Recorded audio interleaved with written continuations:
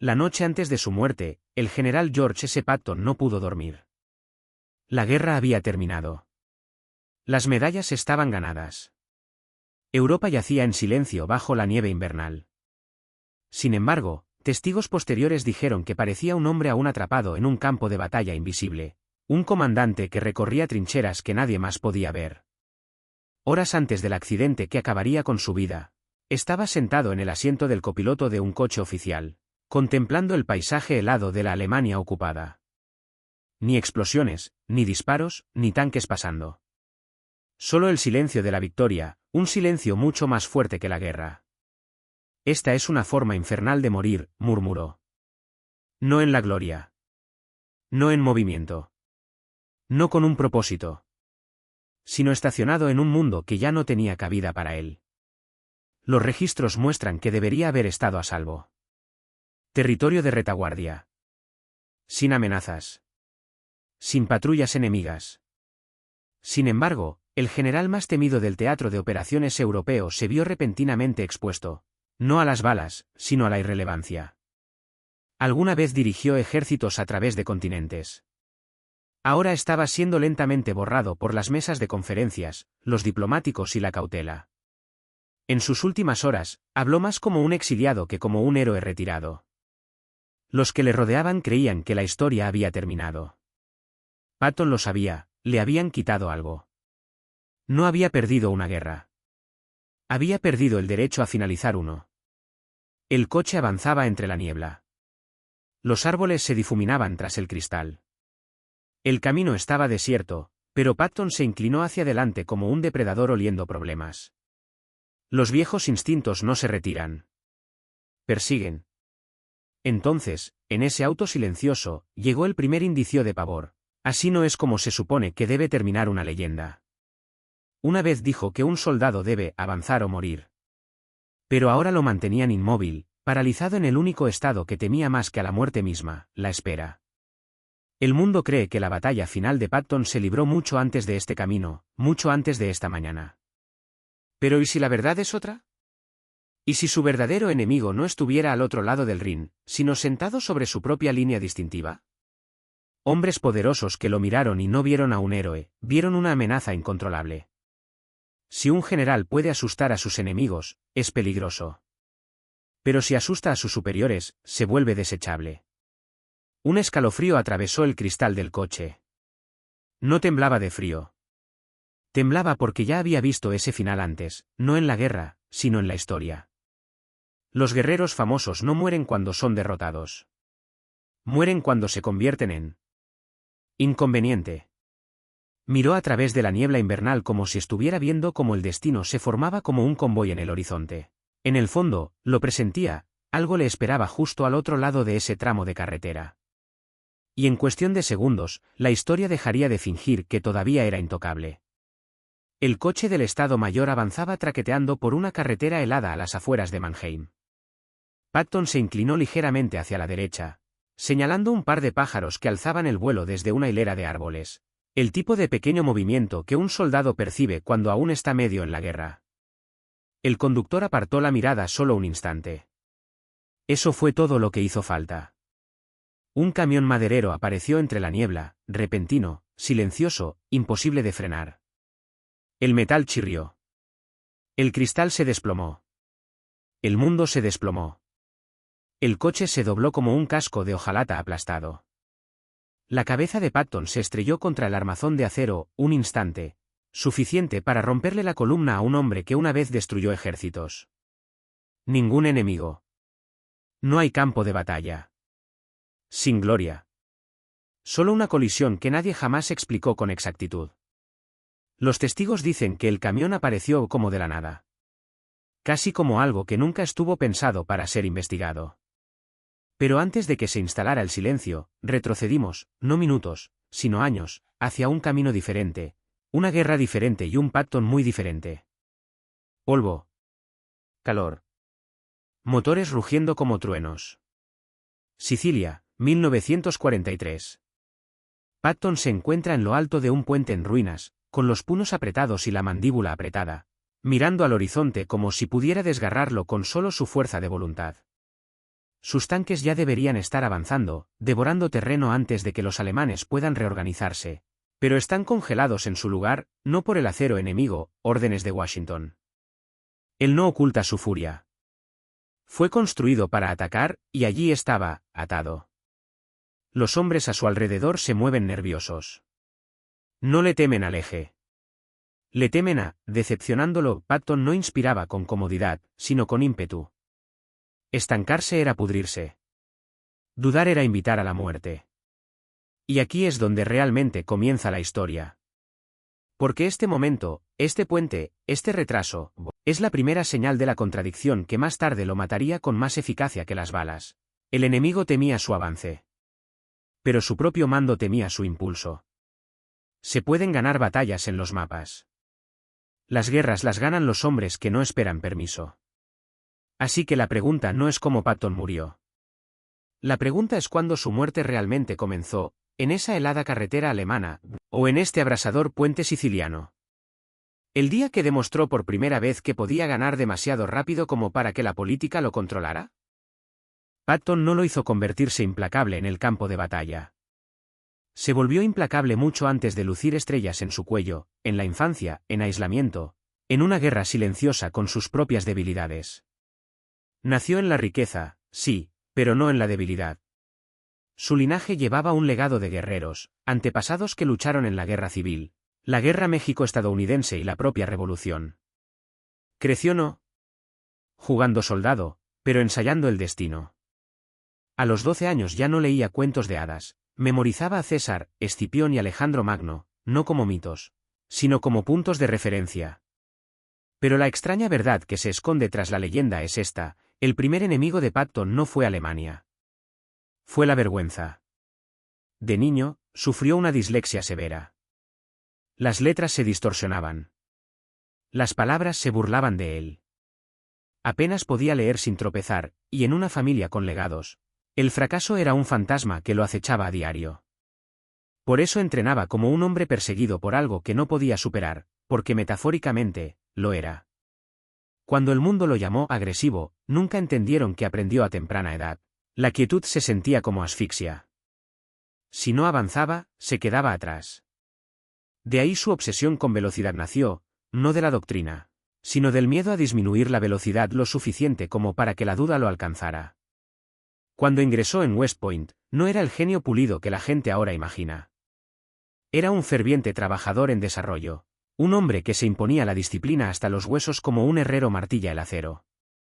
Sus compañeros de clase lo recordaban estudiando de pie porque la quietud lo inquietaba, entrenando hasta que le sangraban los nudillos porque la mejora nunca era suficiente. Se reían, hasta que los superaba en velocidad. Esto se convirtió en un patrón en su vida, primero burlados, después temidos. La visión del mundo de Patton no se forjó en conferencias. Se forjó en la caballería, el antiguo ejército fronterizo, donde la velocidad significaba supervivencia y la vacilación significaba morir de sed en el cañón equivocado. Allí, no solo aprendió guerra, sino que aprendió identidad. Un soldado a caballo no espera. Un soldado a caballo no pide permiso. Un soldado a caballo se mueve primero, o nunca más se mueve. El movimiento es victoria, no era un eslogan. Era una biografía. Pero algo más profundo se cristalizó en su interior, la creencia de que el miedo mismo podía controlarse. Cuando los hombres le temían, se movían antes, el pánico podía congelarlos. Cuando sus enemigos le temían, se retiraban antes dispararon. Él no veneraba la brutalidad, sino que convertía la certeza en un arma. El ejército lo admiraba. Pero la institución temía en que se pudiera convertir esa certeza. Porque un hombre que se niega a reducir la velocidad es también un hombre que se niega a esperar la aprobación. Él se estaba levantando, pero también se levantaban sombras contra él. Incluso en los campos de entrenamiento, los oficiales mayores susurraban: se mueve demasiado rápido, piensa con demasiada independencia, hombres como ese se saltan la cadena de mando. Un superior escribió en privado: Patton es eficaz, pero peligroso si se le da demasiada rienda suelta. Eso fue antes de que liderara alguna campaña en el campo de batalla. Antes del norte de África.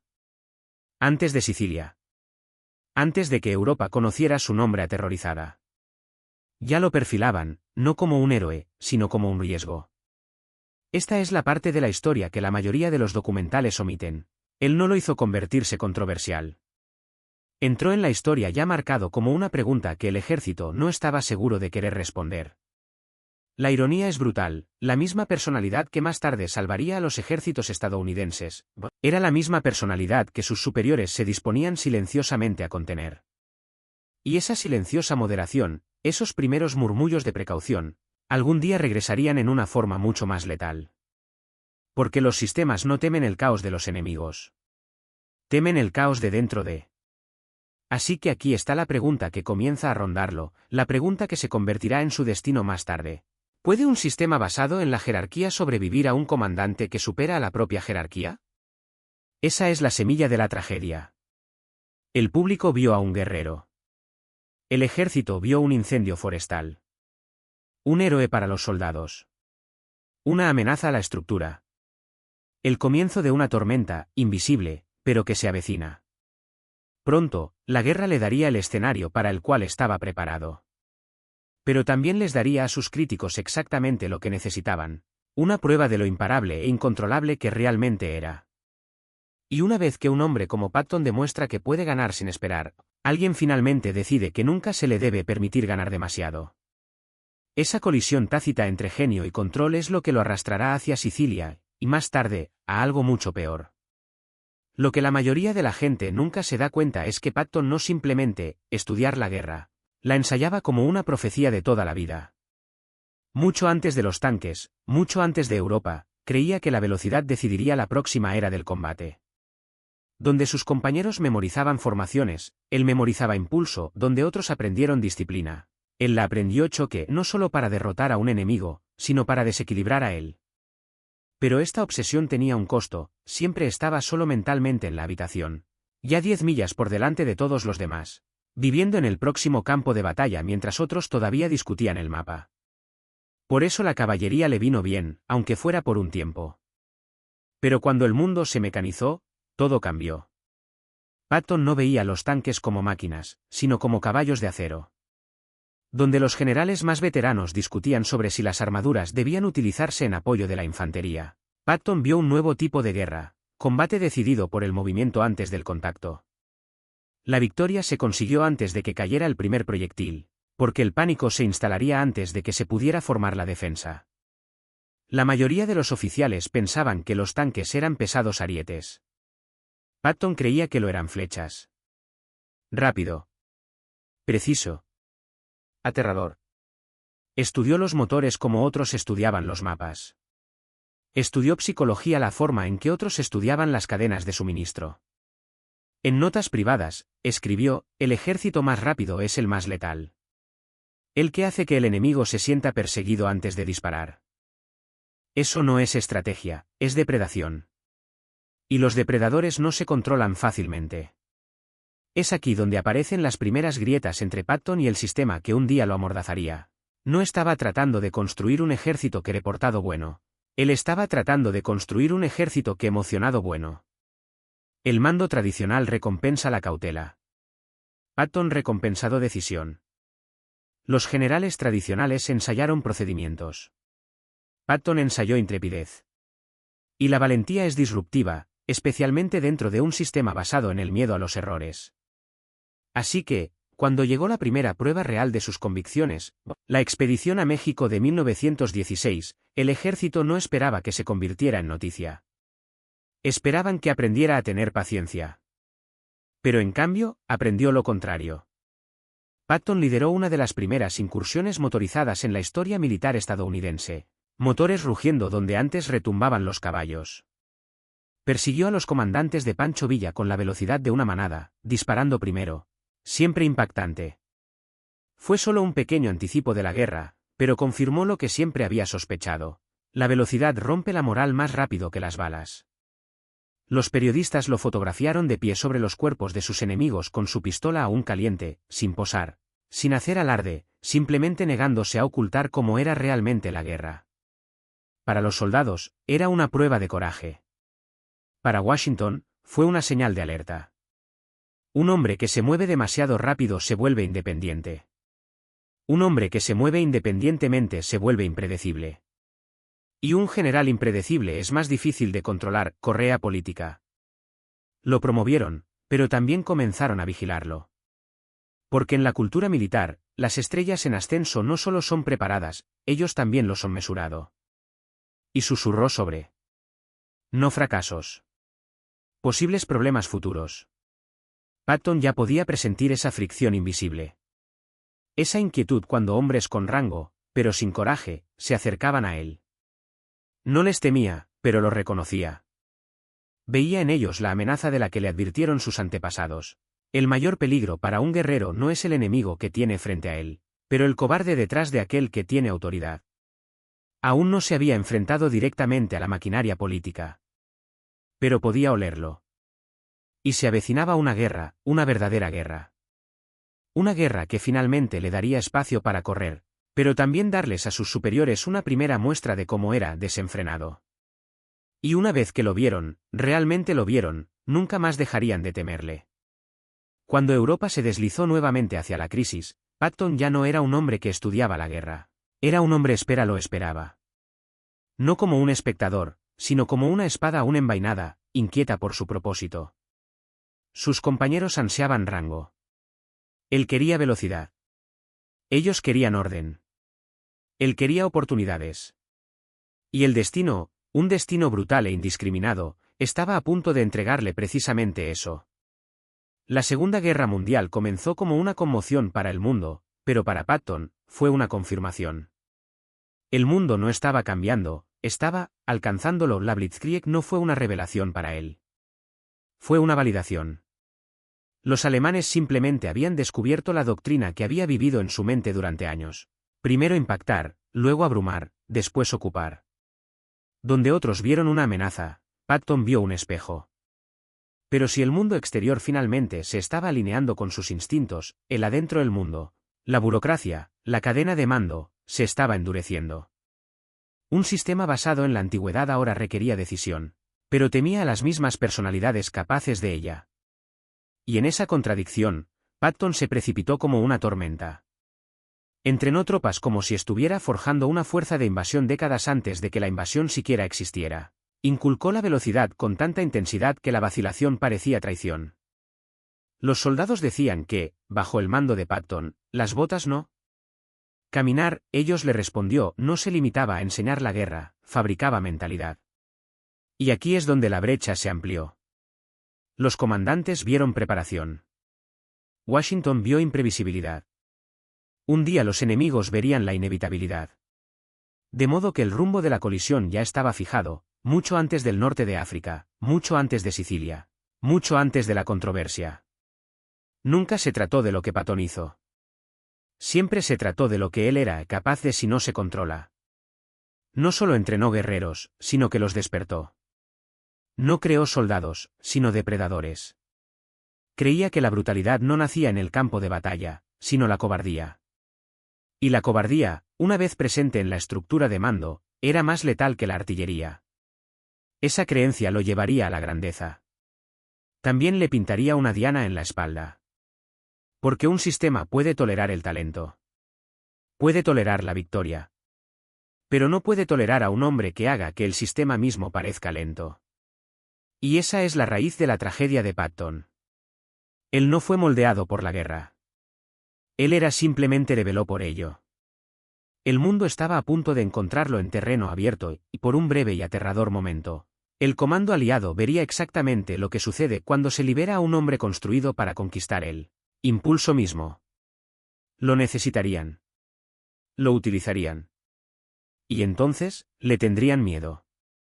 Porque cuando un rayo cae en el campo de batalla, alguien, en algún lugar, siempre intenta encontrar una manera de embotellarlo. Esa botella se llamaría política. Y, al final, la política haría lo que ningún ejército enemigo jamás podría hacer. El norte de África no comenzó con la victoria de Patton, sino con la humillación de Estados Unidos. A principios de 1943, el segundo cuerpo de ejército de Estados Unidos había sido destrozado en el paso de Kasserine. Las tropas inexpertas se habían derrumbado bajo presión. El mando era confuso, lento y reactivo. No fue solo una derrota, sino una vergüenza. Los comandantes británicos murmuraban que los estadounidenses eran aficionados indisciplinados. Los generales alemanes escribieron que las fuerzas estadounidenses eran débiles.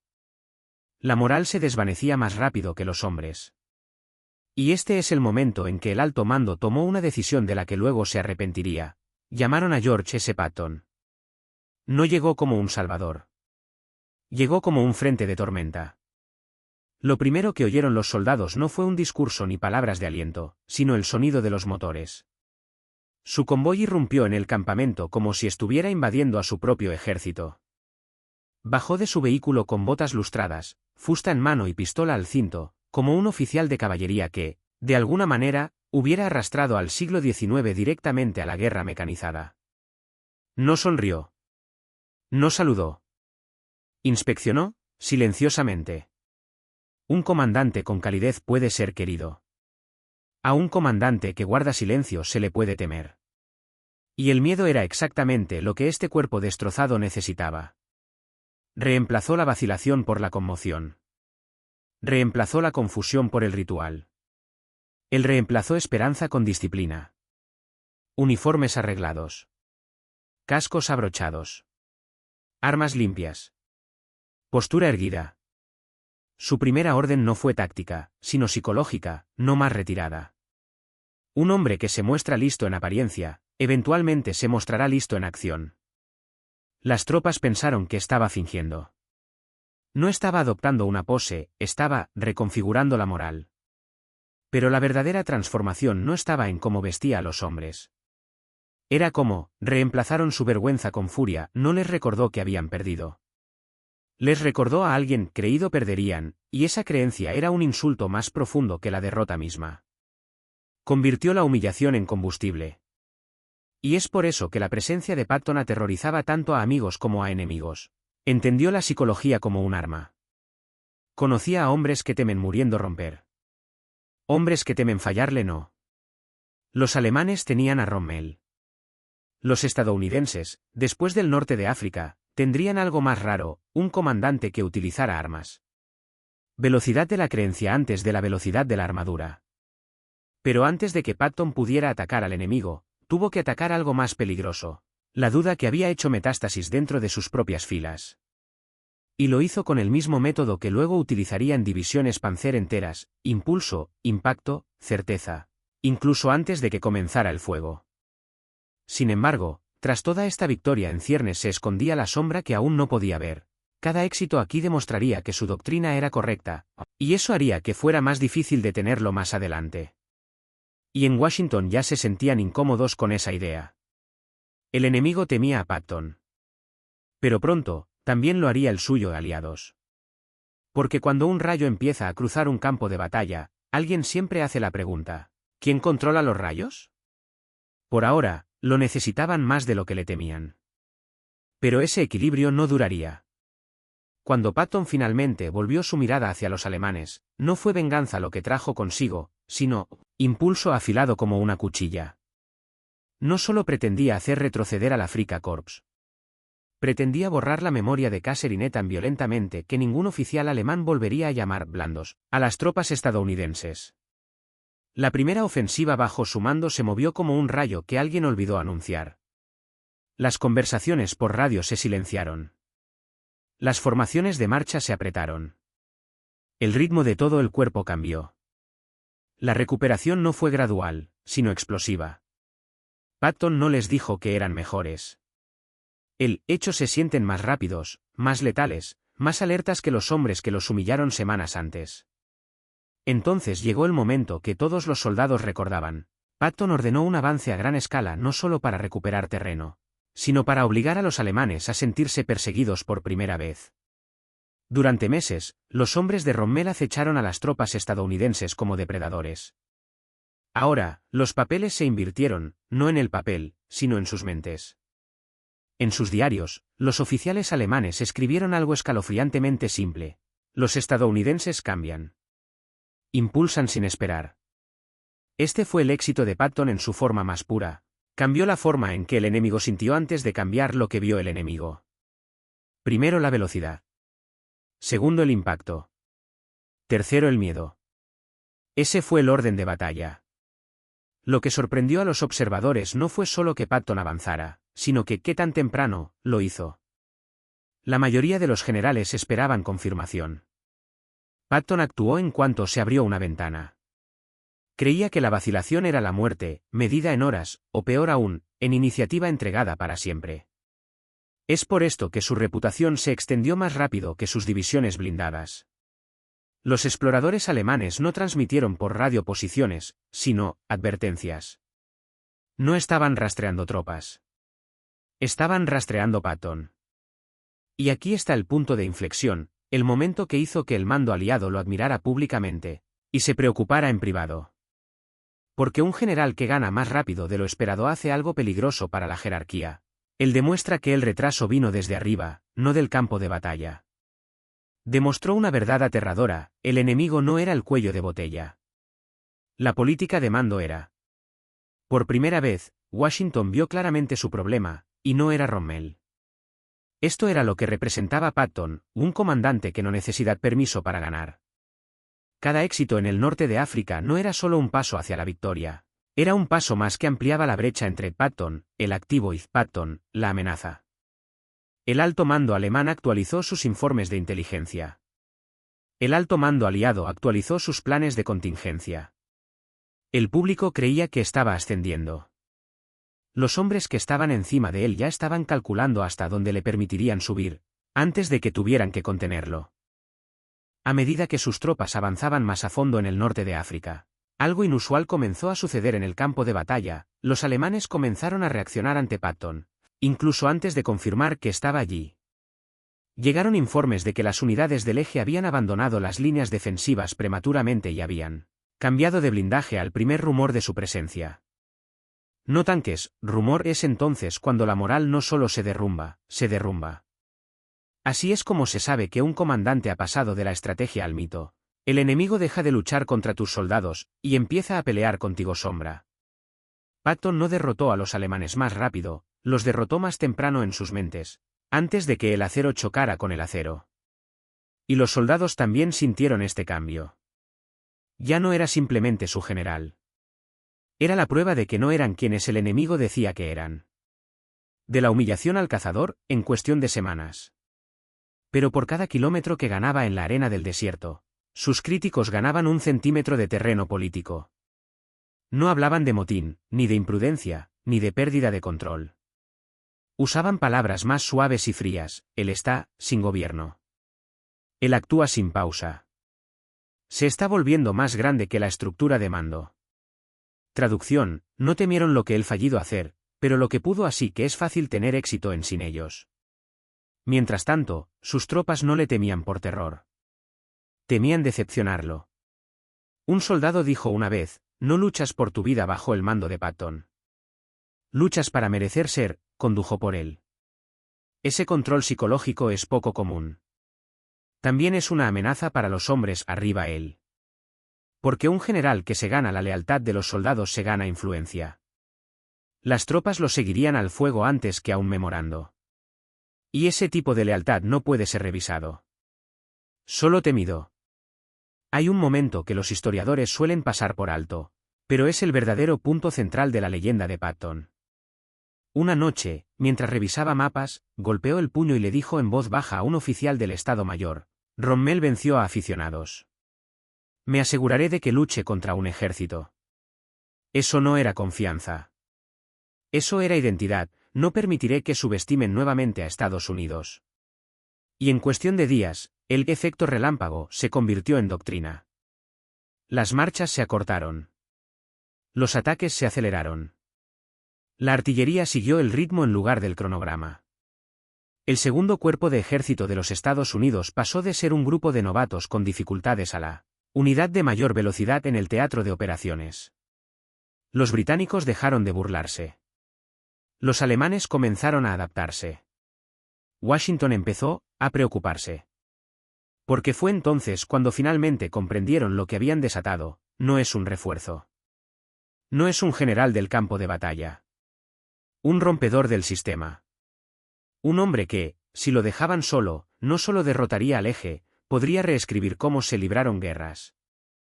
Y cuando la influencia de alguien crece más rápido que su correa, alguien finalmente intenta acortar la correa. No porque esté equivocado. No porque sea imprudente. Pero porque una vez que el rayo toca el suelo, de repente todo el mundo recuerda cómo peligroso es para sostener. El norte de África no fue el único lugar donde Patton ganó batallas.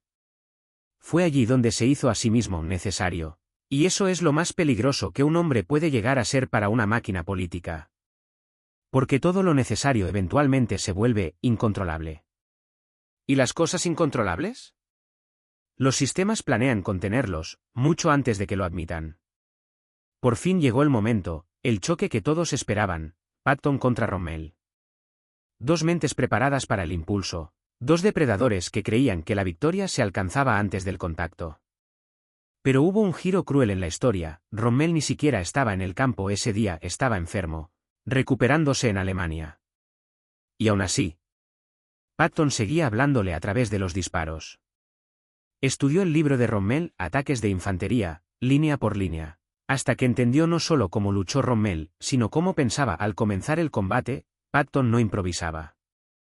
Estaba refutando las tácticas de un hombre al que nunca se había enfrentado físicamente, y al que seguía derrotando como si estuvieran cara a cara en el campo de batalla.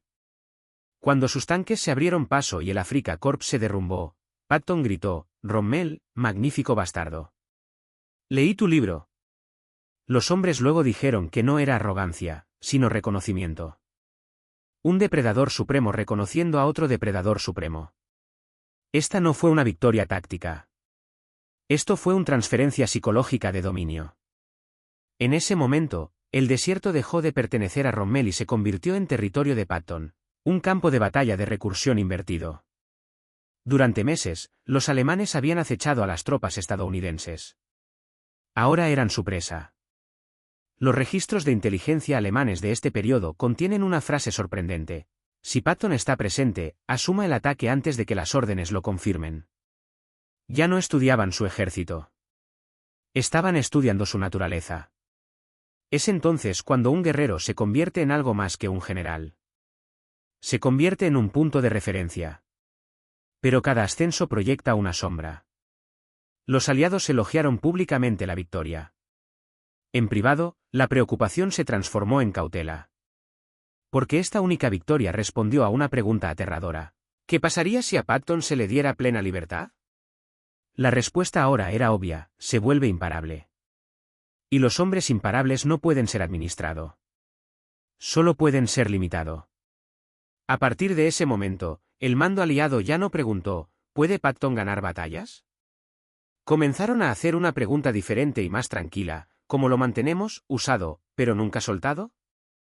El desierto había demostrado dos verdades a la vez: Patton era el arma más afilada que tenían los aliados. Un arma tan afilada también podría cortar el mano que lo maneja. Esta es la paradoja que lo seguiría a Sicilia, a Francia y, finalmente, a la tragedia. Su victoria lo convirtió en un héroe a los ojos de sus hombres. Y una responsabilidad ante sus superiores. El norte de África no solo forjó su reputación. Desencadenó el inicio silencioso del plan de contención. Se había desatado una tormenta. Y en algún lugar de Londres y Washington, alguien ya estaba preguntando: cuando la guerra termine, ¿qué hacemos con un hombre como este? Patton había logrado lo imposible. Había convertido un ejército derrotado en una lanza que apuntaba directamente al eje. Soldados que antes dudaban de sí mismos ahora marchaban como si lo fueran adeudado venganza. Y esa transformación llevaba un aroma que los alemanes reconocieron al instante: inevitabilidad. Pero la inevitabilidad no es un consuelo para los políticos, es una advertencia. Porque ya no había manera de negarlo: Patton no solo ganó batallas. Él logró la victoria acelerar. Y la aceleración pone nerviosos a los líderes. Esto pone de manifiesto lo lenta que es realmente su toma de decisiones. Después del norte de África, la noticia corrió por todas las salas de reuniones de los aliados: Patton es el único general al que los alemanes temen activamente. Eso debería haber sido un cumplido. En cambio, se registró como un perfil de amenaza. Cuando entró a la sede de operaciones después de la campaña, las conversaciones no se silenciaron: apretado. No es resentimiento, sino cálculo. No son celos, sino instinto de contención. Aquí está la parte que la mayoría de los documentales suavizan. Patton ya estaba marcado, no para el castigo. Todavía no, sino para, escucha. No por lo que había hecho. Por lo que él podría hacer lo siguiente. Luego vino Sicilia. Se suponía que la siguiente campaña sería una formalidad, la joya de la corona de Montgomery. Un avance liderado por los británicos con apoyo estadounidense. Patton fue asignado a un papel secundario por cuestiones visuales, no estratégicas. Lo querían presente, pero no dominante, útil, pero no decisivo. Estaban tratando de posicionarlo como una herramienta. Pero una fuerza de la naturaleza no es una herramienta. Sicilia se convertiría en el primer campo de batalla donde Patton no solo lucharía contra el eje. Él estaría peleando techo. La correa ya se estaba apretando. Solo que aún no de forma visible. Y aquí es donde gira la historia. En el norte de África, Patton se desató contra el enemigo. En Sicilia, el mando intentaría liberarlo solo en la medida en que sea políticamente cómodo. Pero Patton no creía en la guerra cómoda. Él creía en acabar con la guerra. ¿Y por qué no iba a bajar el ritmo en Berlín? Pronto chocaría con Londres, Washington, y el destino. Sus tanques se moverían demasiado rápido. Sus victorias avergonzarían a los hombres equivocados. Y pronto, por primera vez, su mayor obstáculo no sería llevar una bandera alemana. Llevaría un bloque de firma. Cuando Sicilia terminó, Patton había hecho algo que nadie en el mando aliado esperaba, superó a los Plan. Su avance fue tan rápido, tan desenfrenado, que llegó antes que Montgomery a Messina, frustrando así el cronograma británico. Los soldados celebraron. El público vitoreó. Pero el alto mando no. Porque aquí estaba el problema, expresado en voz baja en elegantes salas de conferencias. Si Patton puede reescribir el plan de batalla, ¿qué más puede reescribir? El ejército nunca temió perder el control de sus tropas. Temían perder el control de él. Y así, por primera vez, en lugar de ascender, Patton fue deliberadamente frenado. La correa se hizo visible, no en las órdenes, sino en la ausencia de ellas. Era demasiado famoso para eliminarlo. Demasiado valioso para dejarlo de lado por completo. Demasiado impredecible para confiar. Así que inventaron una cuarta opción. Patton se convertiría en un símbolo en lugar de un comandante. A mito que podrían usar, en lugar de un arma que no podían contener. Este es el nacimiento de la Operación Fortaleza. Pero su verdadero comienzo no fue una reunión de estrategia en Londres. Comenzó el día en que el mando aliado se dio cuenta de algo aterrador. Los alemanes temían a Patton más que a cualquier otro ejército. No Eisenhower. No Bradley. No Montgomery. Patton. El hombre, no la división. El miedo que le inspiraba era tan generalizado que los informes de inteligencia alemanes lo incluían en la lista de nombre. No era un rango, un objetivo psicológico, una amenaza personal. Creían que dondequiera que apareciera Patton, recibiría el golpe principal. Esa creencia, que mito, era tan poderoso que los aliados no tuvieron que construir un ejército señuelo al principio. Solo tenían que mover la sombra de Patton. Y aquí está la dolorosa paradoja, su mayor logro, convertirse en el comandante más temido de Europa, fue apartado del mando real. No porque haya fracasado. Porque lo logró demasiado eficazmente. Washington lo utilizó. Londres lo disfrazó. Berlín le temía. Y el propio Patton. Aún no se había dado cuenta de que se estaba convirtiendo en un hombre vivo, ilusión militar. No estaba siendo recompensado. Él estaba siendo reutilizado. Un general transformado en fantasma. Una fuerza de guerra convertida en señuelo. Un símbolo es poderoso, pero un símbolo no puede moverse sin permiso. Y esa es la primera herida real que Patton sufrió en esta guerra, no físico, no público, pero invisible. Porque un guerrero puede soportar balas, metralla, agotamiento. ¿Pero contención? La contención es una jaula. No lo silenciaron con órdenes. Lo silenciaron con importancia. Eres demasiado vital para arriesgarte. Traducción, eres demasiado peligroso para liberarte. Los alemanes creían que estaba preparando la invasión real. Los aliados creían que debían nunca liderar la verdadera invasión. Ambos lados tenían razón, y se equivocaban, en diferentes sentidos. ¿Y Patton? Él creía que todavía era un arma, sin darse cuenta de que ya se había convertido en una etiqueta de advertencia. La Operación Fortaleza es recordada como una de las mayores campañas de engaño de la historia militar. Tanques inflables, conversaciones de radio falsas, aviones de cartón, divisiones fantasma. Pero todo eso fue simplemente escenografía. La verdadera arma era el nombre de Patton. Los aliados entendieron algo escalofriantemente simple. No necesitas un ejército real si el enemigo cree que Patton lo comanda. Esa creencia valió más que 1000 tanques. Así que construyeron una fuerza de invasión falsa completa, primer grupo del ejército de los Estados Unidos, y lo coronaron con él. Sin municiones. Sin armadura. Sin campo de batalla. Solo reputación. Un general sin guerra, estacionado como un faro, iluminando no al enemigo, sino lejos de él. Real zona de desembarco en Normandía.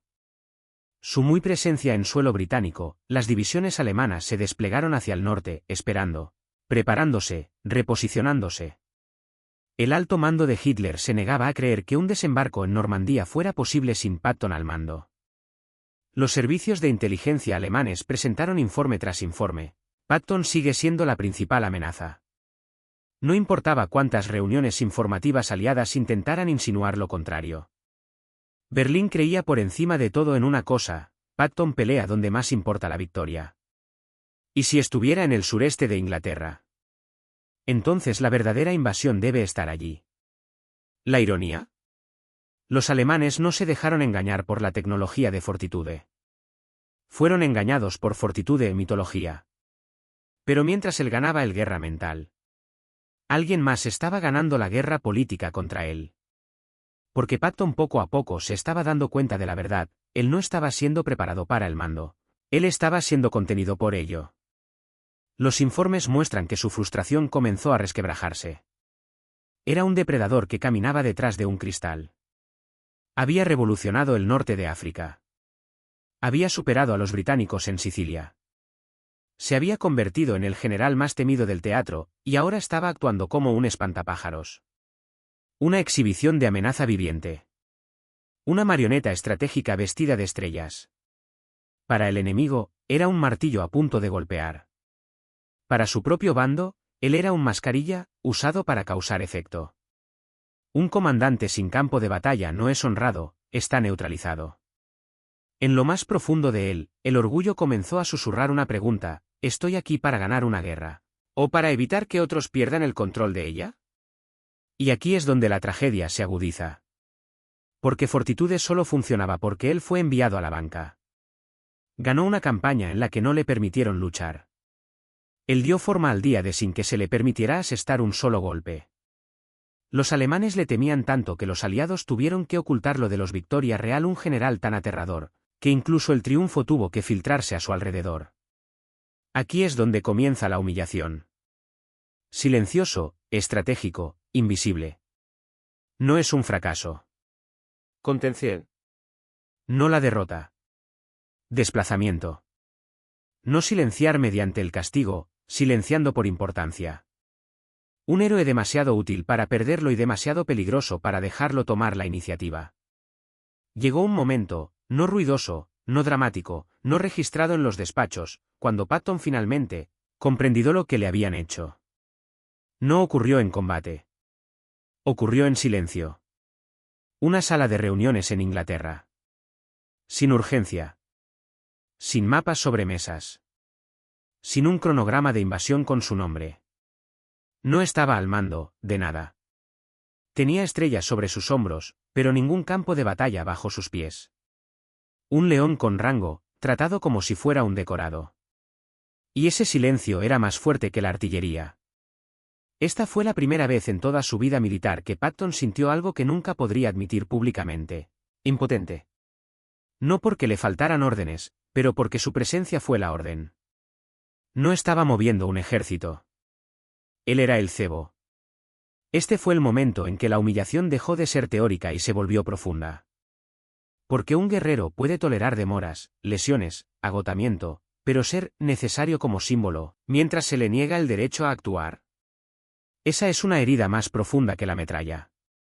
Empezó a notar pequeñas cosas, reuniones de las que fue excluido. Decisiones tomadas sin él y luego explicadas después. Comandantes que lo elogiaron en sus discursos pero lo evitaron en las salas de planificación. Los líderes no aíslan a los generales en quienes confían. Aíslan a los generales que miedo. Una vez dijo, el coraje es el miedo que perdura un minuto más. Pero ahora se enfrentaba a un tipo diferente de miedo, no a la artillería alemana, precaución americana. El enemigo todavía pensaba que lo estaban cazando. La verdad era peor, su propio bando había ya lo atrapé. La jaula no tenía barrotes, pero tenía límites. Sin muros, pero sí límites. En ese aislamiento, surgió otra revelación más oscura, una que lo atormentó más de lo que Rommel jamás pudo. No tienen intención de hacerlo usar a mí. Tienen la intención de contener a mí. ¿Qué le sucede a un depredador cuando se le quita la caza? ¿Qué pasa con una espada cuando nadie la quiere usar? Algunos oficiales son cooperativa. Patton se había convertido peligroso por existir. Su brillantez no fue la razón por la que lo dejaron al margen. Su independencia fue. Porque un hombre que puede pensar más rápido que el alto mando. También puede actuar más rápido que el alto mando. Esa es la verdadera amenaza. No es su temperamento. No su retórica. No su ego. Su velocidad. Un comandante de acción rápida se convierte en un tomador de decisiones de acción rápida, y eso libera el campo de batalla de la política. Y la política siempre intenta recuperar su control. Así que cuando llegó el día de la invasión más famosa de la historia, el mayor general de campaña que poseía Estados Unidos, lo observé desde la distancia. No porque no estuviera preparado. No porque no fuera capaz. Pero porque el éxito lo había vuelto intocable, y por lo tanto, poco confiable. Los alemanes todavía se preparaban para el ataque de Patton. Los aliados se prepararon para asegurarse de que no. La victoria no era su enemiga. La victoria fue la razón, fue encarcelado. Y en lo más profundo de mi ser, un pensamiento terrible comenzó a resonar. Si pueden impedirme el paso a Normandía, ¿de qué más me impedirán el paso? La respuesta llegaría pronto. Y sería el comienzo de la caída lenta y silenciosa del general más temido de Europa, no a manos del enemigo, pero amigables. El aislamiento no se mide en kilómetros. Se mide en propósito, o en la falta de él. Patton estaba rodeado de hombres, de personal, de ceremonias, y, sin embargo, estaba completamente solo. El mundo aún lo saludaba, pero el saludo ya no significaba mando, sino contención disfrazada de honor. Cada amanecer le recordaba, él estaba mirando la guerra de otros. Se paseaba por el cuartel general como un animal enjaulado, inquieto, enorme, desubicado. La prensa aún lo adoraba. Las tropas aún susurraban su nombre como una promesa. El enemigo aún se preparaba para él instintivamente. Solo su propio bando lo trataron como una carga peligrosa.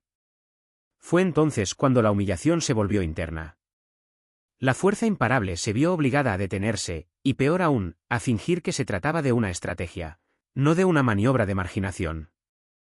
Un guerrero puede soportar la derrota. Lo que no puede soportar es irrelevancia. Y por un breve y amargo momento, Patton se enfrentó a la única verdad para la que nunca se había entrenado. Ya no era necesario, solo temido. Si alguien le hubiera dicho años antes que el éxito podría algún día desarmarlo con más eficacia que cualquier enemigo, se habría reído. Pero ahora, sentado al borde de una campaña que le estaba prohibido moldear, la risa se había esfumado. Se había convertido en lo único más trágico que un general contenido, un contenido leyenda. El simbolismo no puede sangrar. El simbolismo no puede avanzar. El simbolismo no puede cambiar el resultado. Esa fue la primera muerte, la silenciosa. La muerte antes el accidente. Los alemanes, todavía aterrorizados por él, mantuvieron a los Panzer esperando en el sector equivocado durante semanas después del día D, esperando su asalto a Calais. Su ausencia ganó la mitad de la invasión antes de que la primera bota tocara la arena. Había jugado un papel decisivo, pero no tocó ningún campo de batalla. Imagínese a Rommel enterándose de la verdad, el hombre al que más temía no era la punta de lanza. Era el señuelo. Esa constatación habría sido más fría que la derrota. Pero Patton nunca quiso ser un arma de ilusión. Quería ser un arma en movimiento. Y el destino, impaciente por contenerse, pronto le brindó esa oportunidad, porque incluso la correa política tenía límites. Una vez que Normandía se afianzó y la cabeza de playa se aseguró, el impulso comenzó a superar a la burocracia. Los aliados necesitaban velocidad nuevamente. Necesitaban un cazador de nuevo. Necesitaban un rayo otra vez. Y el rayo tiene un nombre. Patton recibió la llamada. El hocico se estaba aflojando. La tormenta estaba regresando. Pero una pregunta diferente ahora flotaba bajo sus órdenes: ¿lo liberarían, ganar, o liberarlo solo el tiempo suficiente para usar él otra vez? Pronto descubriría, en los campos de Francia, donde regresaría su leyenda, pero también lo haría la correa. Cuando Patton regresó al mando activo después de Normandía, no fue un regreso suave, sino una detonación. Francia no. Recibir él. Francia era abrirse por él. Su llegada al frente se sintió menos como un refuerzo y más como una mecha que se volvía a encender. Esta vez la correa se soltó no por confianza, sino por desesperación. El avance aliado se ralentizaba. El terreno, la logística, los comités de planificación, todo el lodo invisible que la burocracia arrastra al campo de batalla, habían empezado a frenar el avance. Así que recurrieron de nuevo al hombre que creía que la guerra debía sentirse como, dejando atrás el aliento del enemigo. Y Patton cumplió exactamente lo que temían: velocidad sin disculpas. No solo movió el tercer ejército, sino que, el lanzar avanzó. Una tras otra, las ciudades se derrumbaron como fichas de dominó perforadas por la artillería, pero el arma real no era el acero, sino el ritmo. Los civiles dijeron que las tropas de Patton aparecieron de la nada. Los oficiales alemanes dijeron que es como si su ejército no durmiera. Los informes de inteligencia describieron su avance con una palabra que casi nunca se usa en la escritura: militar formal, implacable. Esto ya no era una guerra de maniobras. Esto fue guerra de persecución, presa corriendo antes de sangrar. En menos de 2 semanas, avanzó más que algunos ejércitos en 2 meses. ¿Puentes? Improvisados. ¿Combustible? Capturado. ¿Caminos? Creados por voluntad propia. Sus oficiales de suministros le rogaron que redujera la velocidad. No lo hizo. La logística no conducir él. El impulso lo hizo. Y el impulso es contagioso. La moral de sus fuerzas aumentó a una velocidad alarmante, porque la confianza de Patton no era motivadora, era gravitacional. Los hombres no. Creer ellos ganarían, creían que ya tenía y todo lo que quedaba era recoger las pruebas. Mientras tanto, en los búnkeres del mando alemán, el pánico se agudizaba. Los informes indican que reubicaron divisiones enteras en respuesta a rumores, no a avistamientos, sobre la ubicación de Patton. Para ellos, no era un general. Era una catástrofe en movimiento. Pero en el cuartel general aliado el ambiente era diferente. Un susurro echó raíces: si llega al Rin más rápido de lo previsto, ¿quién parece obsoleto? El éxito hace que ciertos hombres sean legendarios. Pone nerviosos a otros hombres. Porque Patton estaba exponiendo una vez más una verdad peligrosa: que la burocracia había estado frenando la guerra más que el enemigo. No estaba superando a los alemanes. Estaba superando permiso. Y cuanto más rápido se movía, más se deslizaba hacia el mismo muro invisible con el que había chocado en Sicilia, solo que esta vez no parecería un retraso, sino como un estrangulamiento de los suministros. La primera correa fue áspera. La segunda correa era la política. La tercera correa sería el combustible. No se puede ordenar a un general que se detenga si nunca reduce la velocidad. Así que no le ordenaron que se detuviera. Ellos perdió velocidad por falta de comida. Pero antes de que ese estrangulamiento llegara, Francia fue testigo de lo que Patton siempre creyó que debería ser la guerra: una tormenta que no espera, no se detiene, no pide aprobación.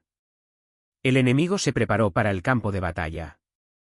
Lo que consiguieron fue una llegada. Y enterrada dentro de esa llegada había una pregunta que alguien al mando ya estaba pensando: Una pregunta más oscura que la estrategia: si termina la guerra demasiado rápido, ¿entonces qué? Porque un hombre que gana sin ellos es un hombre al que quizá no puedan controlar después victoria tampoco. Y los sistemas siempre temen lo que no pueden controlar. Cuanto más se adentraba Patton en Francia, más claro se hacía el patrón. Los alemanes no se desplomaban debido a las bajas. Estaban rompiendo con presión. Estaba derrumbándose voluntad de resistir más rápido que sus líneas. Pero cuanto más rápido se movía, más aislado él se hizo por su propio mando. Al principio, se presentaron como retrasos, solicitudes de más combustible, más municiones, más camiones. En proceso, los oficiales de logística comenzaron a darle respuestas ensayadas en lugar de respuestas reales. Los convoys de suministros se ralentizaron repentinamente. Los puentes se reportaron como en revisión. Las aprobaciones, pendientes. No fue el enemigo el que lo detuvo. Fue el papeleo. El mayor avance blindado del frente occidental. Puesto en pausa por hombres con uniformes limpios que nunca abandonaron el cuartel general. Incluso su personal podía sentirlo. Alguien en algún lugar había decidido que Patton necesitaba un límite de velocidad. No porque estuviera fracasando, pero porque él era tener éxito demasiado rápido. El mensaje no oficial fue claro: disminuye la velocidad o nos superarás y pondrás en aprietos a la cadena de mando. He aquí la silenciosa verdad que los libros de historia suavizan: el alto mando no tenía miedo de perder. Tenían miedo de que ganara solo. Porque si Patton llega primero a Alemania, si cruzó el Rin antes de lo previsto, si el ejército rompió la barrera final, entonces no sería solo un héroe de guerra. Él sería un hacedor de reyes. Un hombre al que la historia podría atribuir el mérito de acortar la guerra. Un hombre al que el público elevaría por encima de los altos mandos. Un hombre al que ningún comité podría volver a menospreciar jamás. Y a las instituciones poderosas no les gustan los hombres que pueden ascender fuera de la jerarquía. Así que estrangularon lo único que pudieron: su impulso. El combustible se convirtió en moneda política. La autorización se convirtió en una correa. La victoria pasó a ser racionada, medida y supervisada. Sus tanques estaban esperando, no a los mecánicos, ni al terreno, ni al reconocimiento. Pero para permiso para seguir siendo victorioso. Patton caminaba de un lado a otro como una tormenta rodeada de alambre de púas. Sus hombres también lo sintieron: el silencio antinatural. Las tropas entrenadas para el movimiento se desgastaron en el mismo lugar.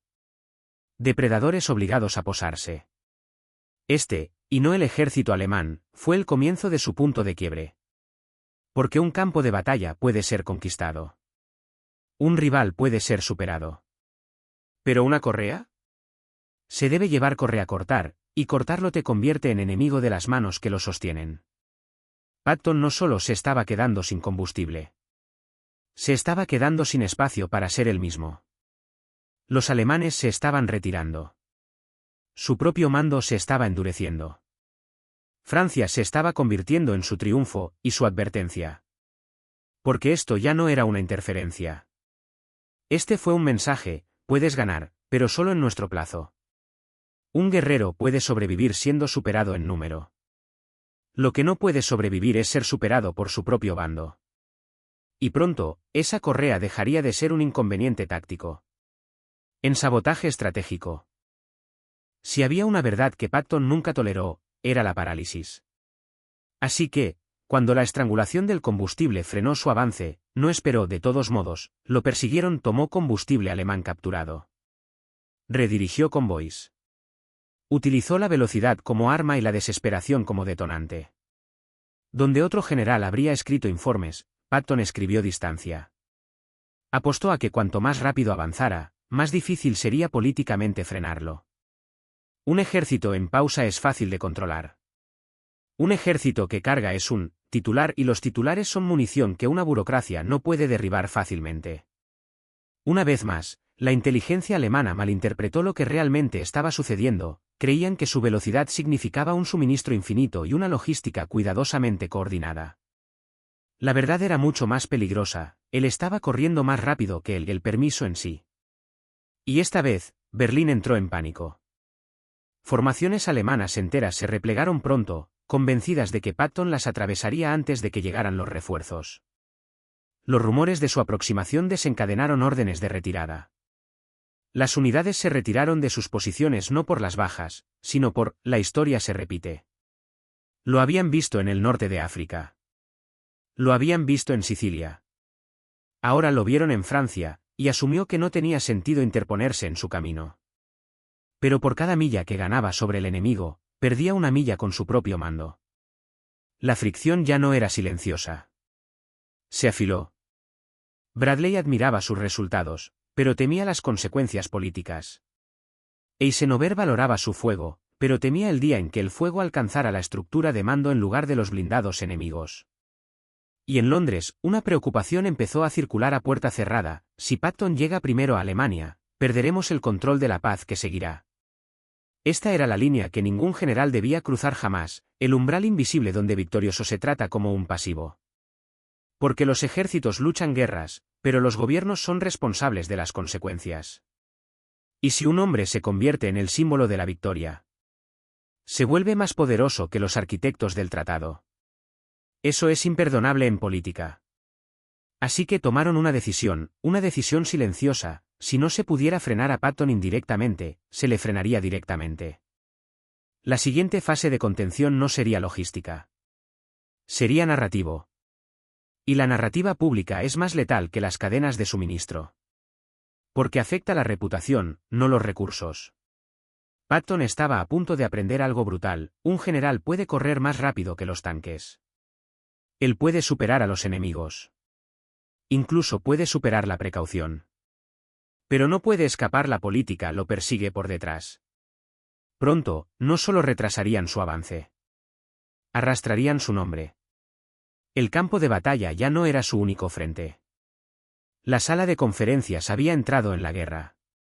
Y eso el enemigo no se retira. El ejército de Patton no fue detenido por la Wehrmacht. Se detuvo mediante una reunión. No hay campo de batalla. Sin artillería. Solo una sala tranquila llena de oficiales que ya habían decidido la guerra no debe terminar al ritmo de Patton. Oficialmente, la justificación fue el equilibrio logístico. Extraoficialmente, el temor era el desequilibrio político.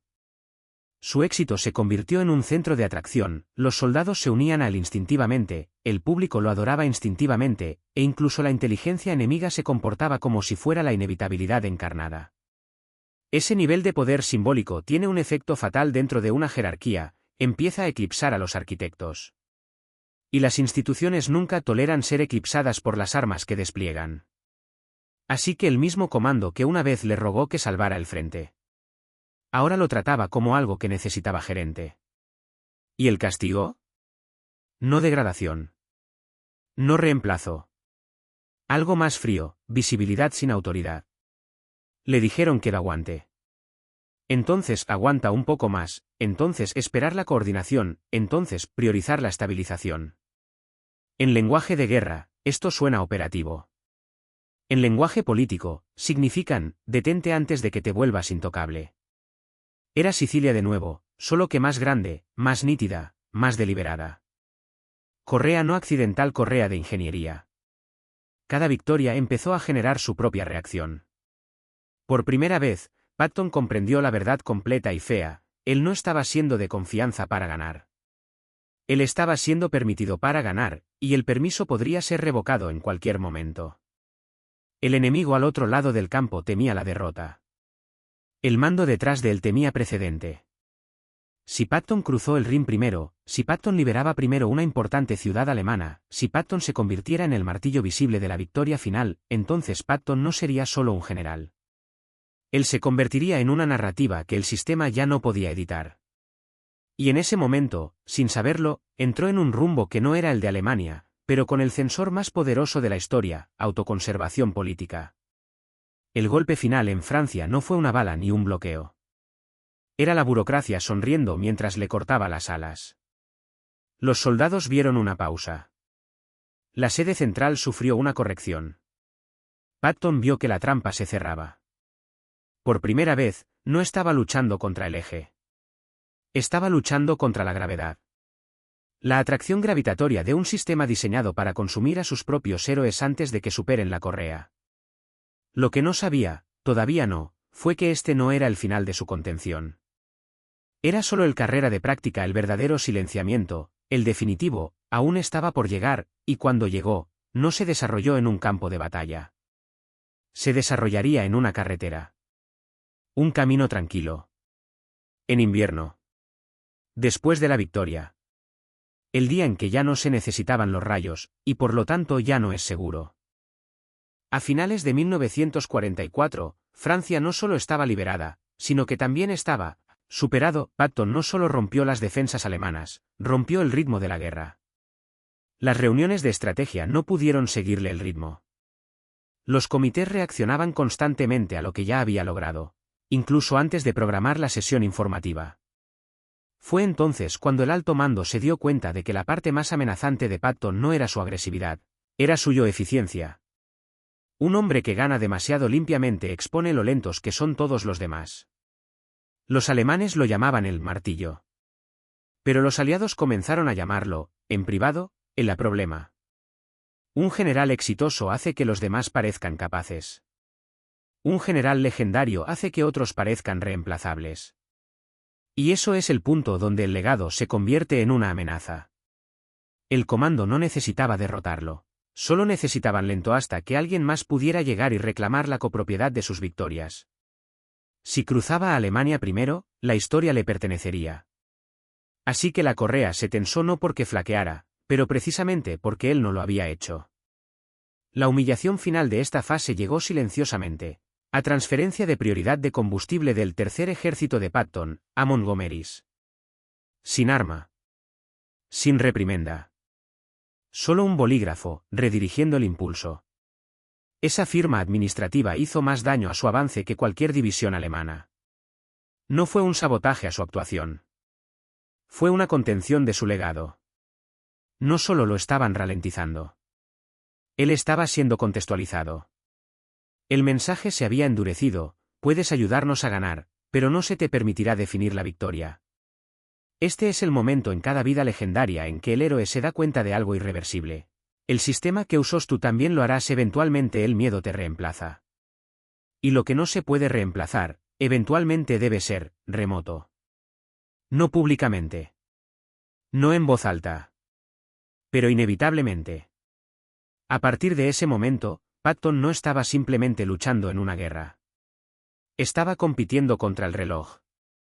Un reloj que no marca la derrota alemana, pero hasta el momento ya no lo necesitaban. Cada milla más cerca del Rin era también una milla más cerca de la irrelevancia. Porque una vez que los enemigos caen, la política hereda el campo de batalla. Y la política no comparte la gloria. Lo borran. Si los alemanes fueran sus enemigos en el campo de batalla, entonces la paz sería su última. Y la paz es despiadada con los hombres construidos a partir del movimiento.